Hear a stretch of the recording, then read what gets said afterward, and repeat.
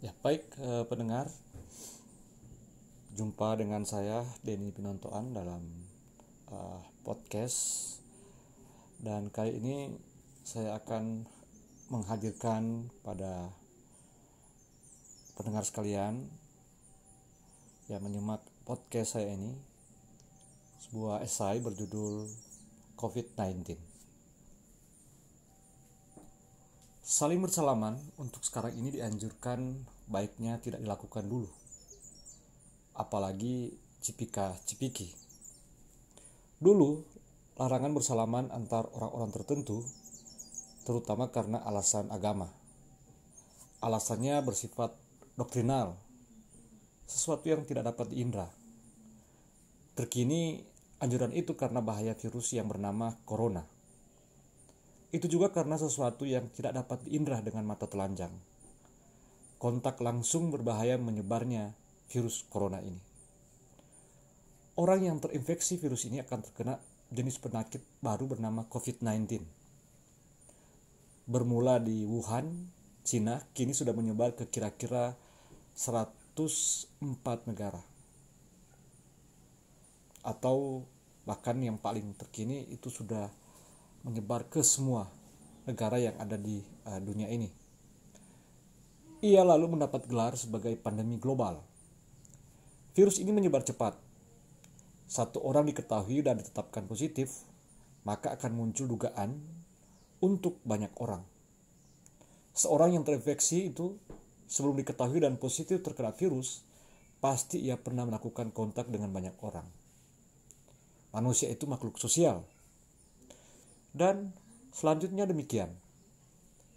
Pertengahan Januari lalu, terkait mulai mewabahnya virus corona itu, Menteri Kesehatan kita berkata, kita berdoa jangan masuklah ke Indonesia.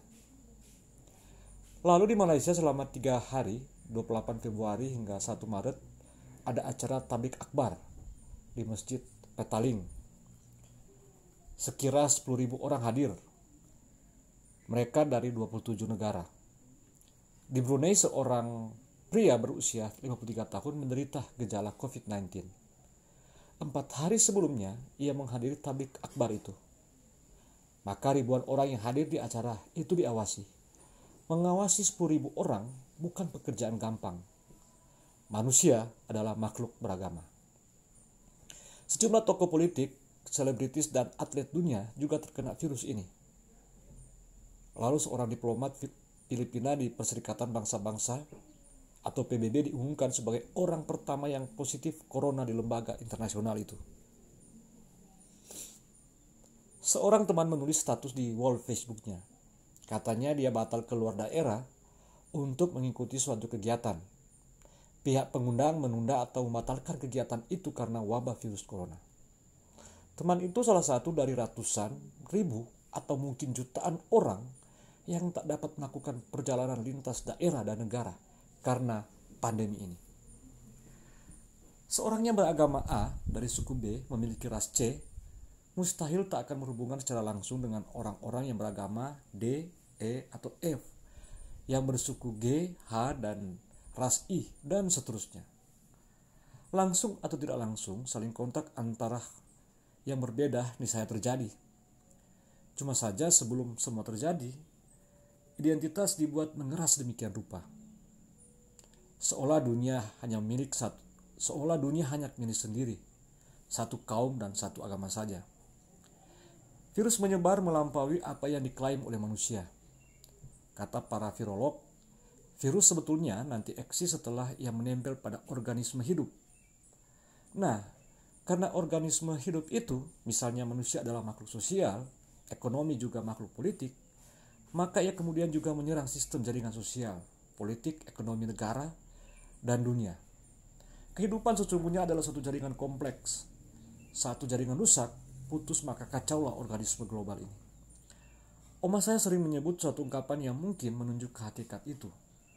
Dalam bahasa Minahasa dia menyebut begini, Setou tumo wosemano no. Manusia hidup dengan semua yang hidup dan yang menunjang kehidupan. Kira-kira maknanya bahwa kehidupan manusia itu tidak lepas dari relasinya dengan makhluk hidup yang lain. dan semua yang menunjang kehidupan.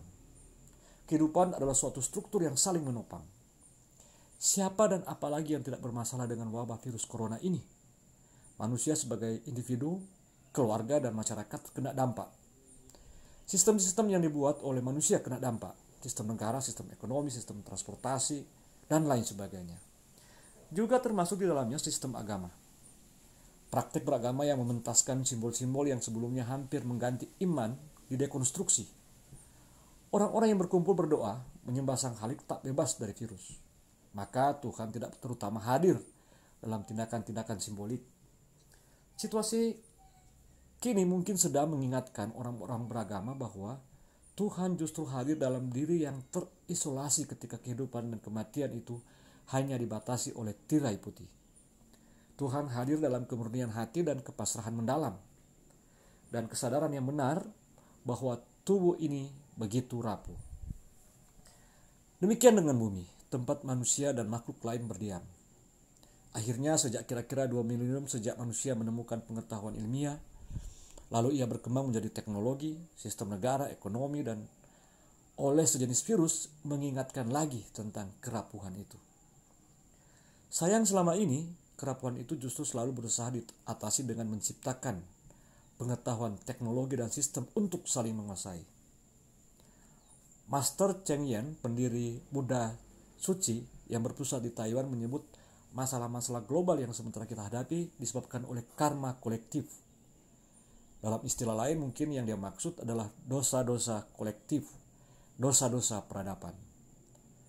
Sistem ekonomi yang mengeksploitasi, kekuasaan politik yang menindas, penciptaan teknologi yang memusnahkan, gerakan-gerakan politik berbasis tafsir doktrinal sepihak telah menyebabkan kerusakan-kerusakan besar.